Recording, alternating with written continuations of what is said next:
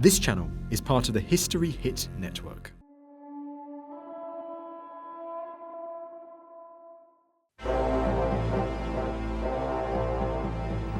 A new chapter of Egyptian history began with the rule of the pharaoh Akhanaten.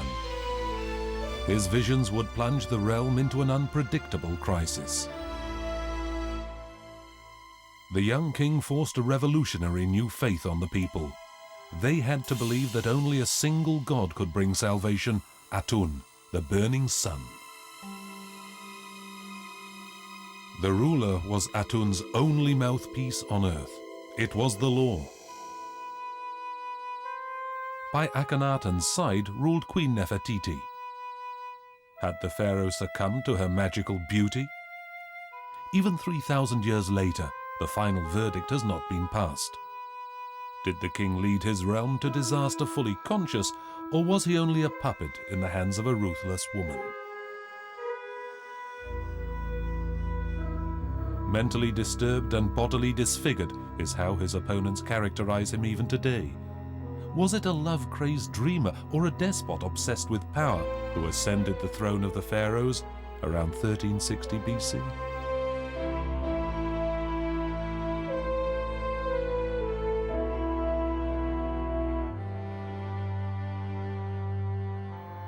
Akhenaten took possession of the palace of his parents. The magnificent building provided the right surroundings for the young ruler's high-minded plans. His father, Amenhotep III, had ruled the realm for almost 4 decades, but in the end, Akhenaten's mother, Tia, had exercised the power. With an ingenious maneuver, he made her his ally. The proof is a small bust in the Egyptian Museum in Berlin. Investigating this with the aid of computer tomography has enabled us to find out the extent of the change that a great historical personality like Tia suffered in the instant of her husband's death. Our computer tomography proves that Akhenaten literally idolized his mother. Under the queen's heavy wig, the headdress of a goddess appears.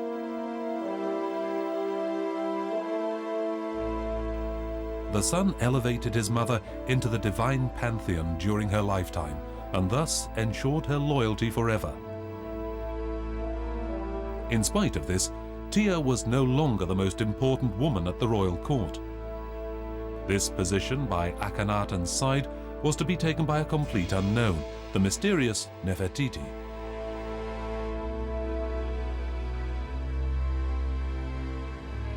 Even her name is a riddle. It means the beautiful one has arrived. A hint as to her origins? Was she born as a princess in a faraway kingdom? Or was she from the Egyptian royal family, even a close relative of Akhenaten's? Had she even lived in the harem of Amenhotep III, and was only married to Akhenaten after Amenhotep's death?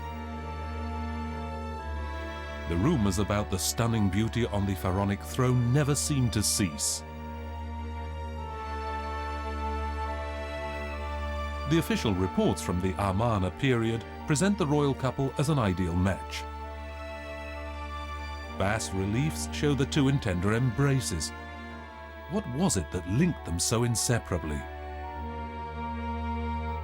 A perfect relationship without any dark sides? Together, they had their new capital built in the middle of the desert, a huge endeavor.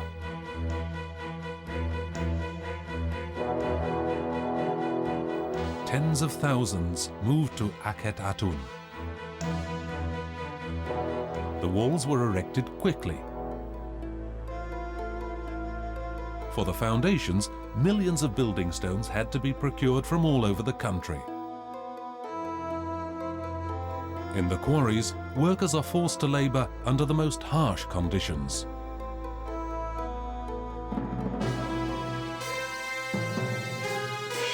Akhanaten and Nefertiti governed the fates of people in the City of the Sun in a high-handed manner.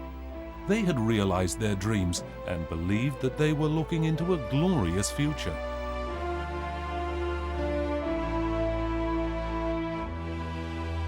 Aided by the records kept of excavations, British archaeologists have reconstructed Akhetaten with precision.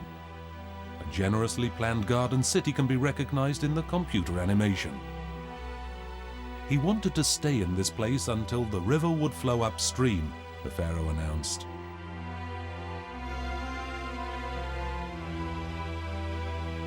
The throne room in the royal palace could hardly have been excelled in splendor. From here, Akhanaten and Nefertiti wanted to carry their faith in the one God all over the world. Does this look like the center of power of a madman? In my view, Akhenaten was not mad.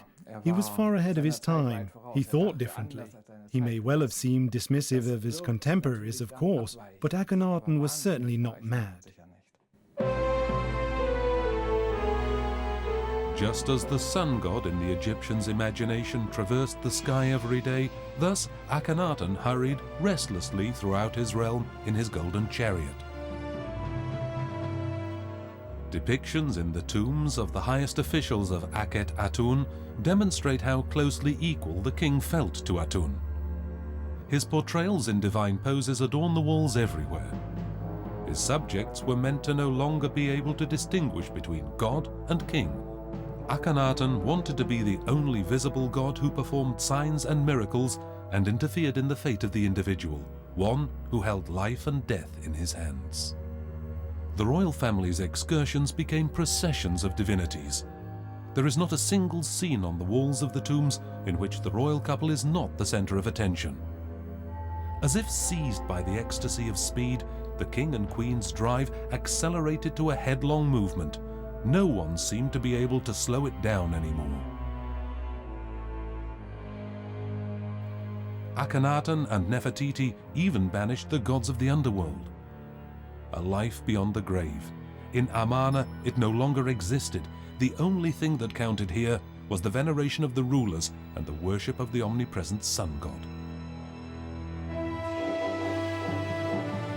On the other hand, the royal couple proved generous towards the living. Those who served it faithfully were richly rewarded.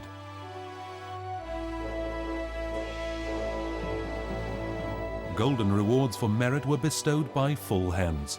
Was the people's loyalty merely bought, or did the people serve the new god in deep faith?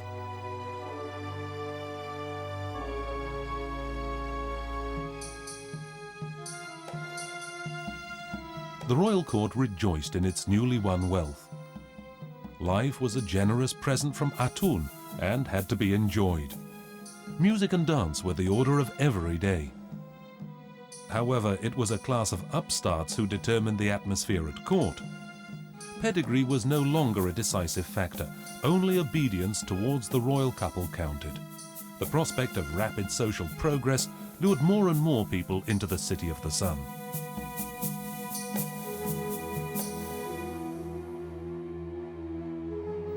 If we believe the way Akhenaten's reign is represented on the temple walls, his subjects did not lack anything. But do the drawings represent the facts truly?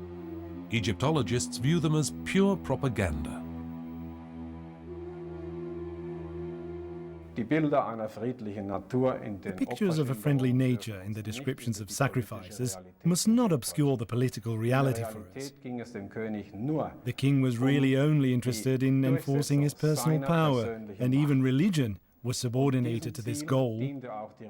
The king declared himself the son of the sun god. The sun god conferred power to the king, and the people had to obey.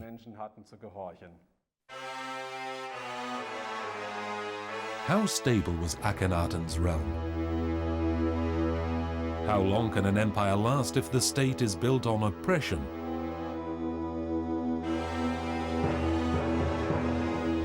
Akhenaten had bestowed universal power on himself. The people abased themselves in proskynesis, which means making obeisance in the dust. But did the people really always obey blindly? Why did the bas-reliefs and painting in Amarna show so many soldiers and law enforcement officials? Did the king have to fear envy and betrayal from all sides, as befits a despot? Researchers think that Akhenaten's reign was a period of intolerance and consider his regime to have been a police and surveillance state. Mahu, the chief of security, was an important personality in the capital. Intimidation and strict control of the population certainly had some tradition in ancient Egypt. Or was this totalitarianism imported from abroad? Was Akhenaten merely a tool and helpless against the whisperings of his spouse? The ancient Orient was ruled by brutal men of power. Murder and manslaughter were the order of the day, even in the royal houses. Had Nefertiti imported these cruel customs from her homeland? Today, we know that many princesses from the Near East lived in the harems of the pharaohs. Political marriages were arranged to keep the warlike peoples in the north peaceful. In those days, between the Babylonians and the Hittites, there lay the realm of the Mitanni. Is this where Nefertiti was born? Mitanni was forgotten. However, all of a sudden, the accidental discovery made by a farmer's wife in 1887 was to change this. In the ruins of Amarna, she found clay tablets with strange characters on them. Had this unsuspecting woman hit upon a treasure, or was it merely worthless rubbish? Her neighbor saw a good deal and bought the tablets off her for a handful of coins. However, neither art dealers nor scholars were interested in the find. Cuneiform writing in Egypt, it had to be a clumsy fake. No one understood the value of the clay tablets. It was almost the complete correspondence of the pharaoh with the mighty of the world. Would hints finally be found here as to the pharaoh's true character? If we believe the reports by foreign ambassadors, we see again a picture of a crazed visionary. In one letter from Babylon, the complaint was made that the pharaoh kept emissaries waiting for so long in the blazing sun that they dropped down dead from exhaustion. This is also a reason for suspecting Akhenaten of neglecting foreign policy completely. However, there is not a single indication of a possible foreign origin of Nefertiti. The rulers seemed flawless and faultless to those surrounding them. Or was there a tragic secret hidden behind the facade? Most pictures represent the royal couple as plump and shapeless.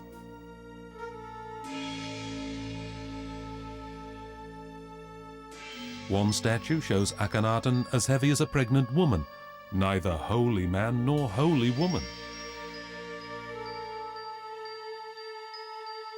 If you look at his face, and even Semer Kara and King Tut, all these people, you can see the whole family. There's something was not really correct in the deformatives. There are deformatives in the belly and the shoulders and the face, and this is why I believe that maybe this was the order of justice to be shown in art.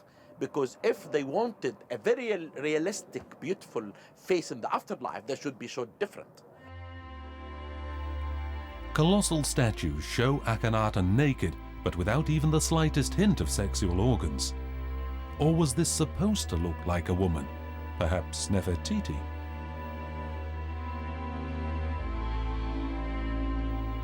Traces of red paint, the ancient Egyptian symbol of masculinity, prove that this is the king. But why then this ambiguous representation? Did Akhenaten suffer from a disease that disfigured him? It is conspicuous that his daughters' heads have unusual shapes too.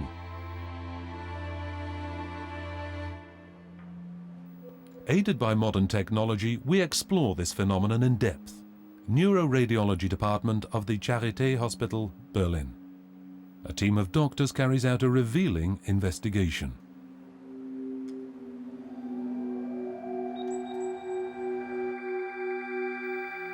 X-rays probe a skull that displays the same abnormal shape as in the Amarna clan.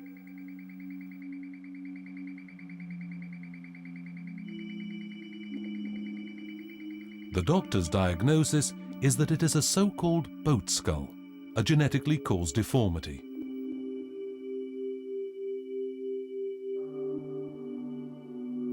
The three-dimensional view permits a journey into the inside of the disfigured skull.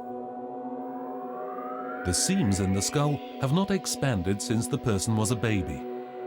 The growth of the brain increased the pressure on the skull from inside. Did this affliction drive Akhenaten mad? His daughters were victims of the same defect, an indication of inbreeding within the royal house perhaps. This suspicion takes us to the laboratory for nuclear medicine in the high security wing. Aided by radioactive substances, geneticists here do research into changes in the human genome.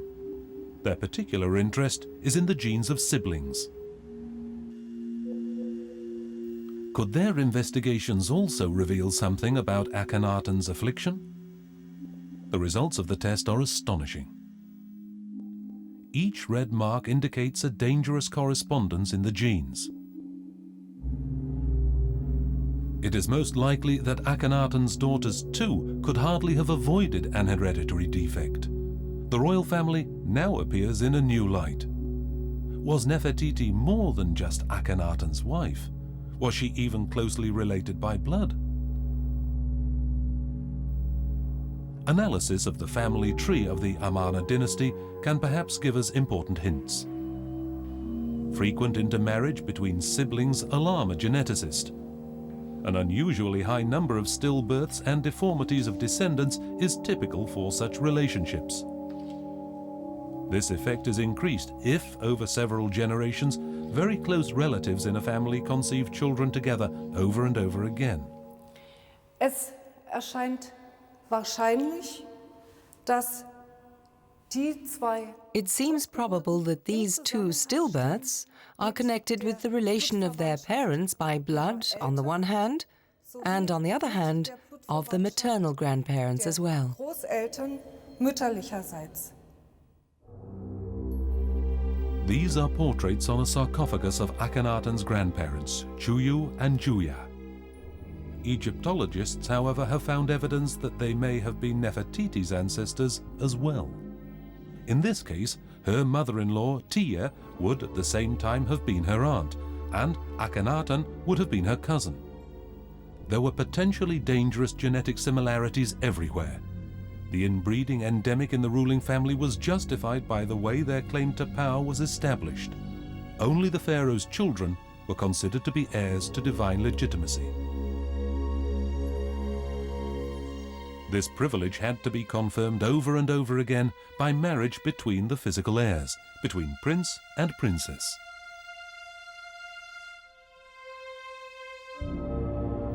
The gilded throne of Pharaoh Tutankhamun. This son of Akhenaten died at the age of just 20, a mysterious death. He was obviously too young to call such splendid treasures his own, so how did they come into his possession? Had this throne been crafted for a far more powerful ruler? At any rate, it hardly afforded Tut much protection. Even though the child who was Pharaoh and his sister spouse left Akhenaten's sun city and returned to worship of the old gods, they're depicted under the protective rays of Atun.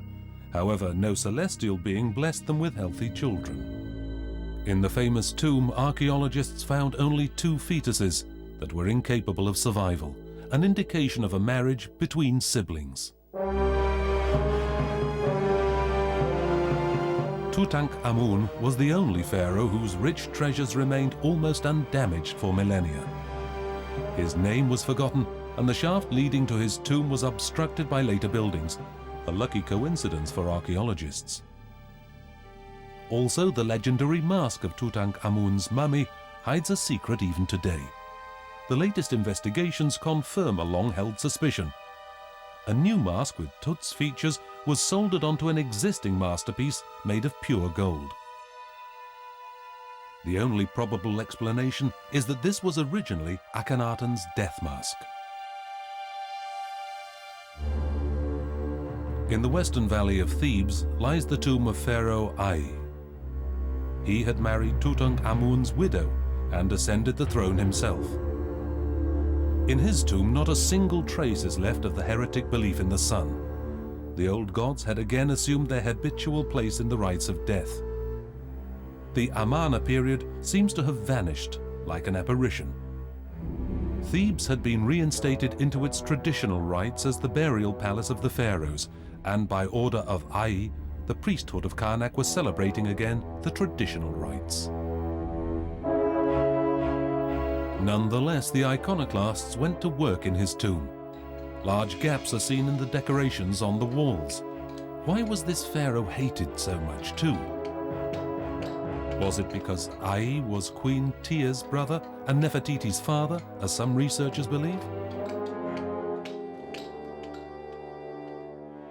The northern palace in Amarna.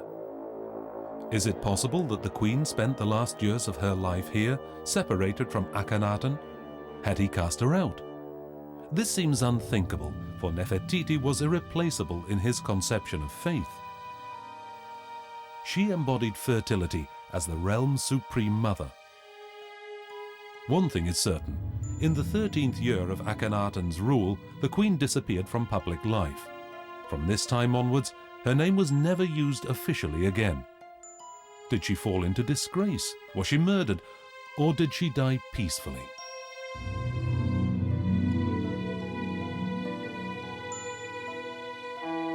This wooden portrait head of young Tutankhamun has put scientists on the trail of a family drama. The shape of his face is exactly identical to that of this mysterious woman. Kia was Akhenaten's favorite wife and is now considered to be Tutankhamun's mother. It is still disputed whether Kia shared the pharaoh's bed during Nefertiti's lifetime. However, the queen is under suspicion of having enforced her claim to power with murder, for the concubine Kia disappeared from the annals of the court just as suddenly as she had once appeared, and without a trace. Akhenaten rule is really very strange because when he died, there was a kind of a help that has been done for Semenkhkara, his son, to be the king. And therefore, I believe that Nefertiti had a role in this. She killed Semenkhkara and appointed Tutankhamun to be the king. And therefore, here we come, the rule and the influence of Horemheb as the overseer of the army, and I, to make a conspiracy, in my opinion, and they killed King Tut. Was Tutankhamun really murdered as suggested by a large hole in his skull? The Amarna period was characterized by an astonishingly high mortality rate. This would be explicable by an epidemic, as evidenced by cuneiform texts. There are more and more indications that Nefertiti survived her husband. On clay tablets, the mysterious Dakhamutsu letter has been preserved. In it, the widowed spouse of a king without an heir of her own asks the king of the Hittites to send his son to her for the purpose of marriage. The riddle of the sender's identity now seems to have been solved. For more than 80 years, it has been disputed who the mysterious letter writer was, whether it was Akhenaten's widow, Nefertiti, or Tutankhamun's widow, Ankhesenamun. For me, this is as clear today as 25 years ago. For the king of Hittites writes approximately the following: the Egyptians and Hittites have been friends of old. And now this is happening too, namely the planned wedding. However, he writes, you should not have attacked our vassal several weeks ago when your king died. Thereupon I grew furious and sent my troops, and they attacked your province of Amkar.